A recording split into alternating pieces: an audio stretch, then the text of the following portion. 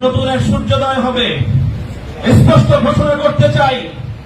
আর যদি একটা গুলি চলে, হেফাজতে ইসলাম বাংলাদেশ ঘরে বসে থাকতে পারবে না।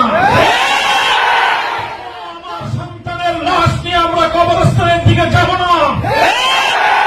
পরবর্তী সন্তানের লাশ কাঁধে আমির হেফাজত ইনশাআল্লাহ রাজপথে যখন নামবেন, টেকনাফ থেকে তেঁতুলিয়া পর্যন্ত পাক ভাঙ্গা সেই গণজোয়ার রুখে দেওয়ার সাধ্য কারো হবে না।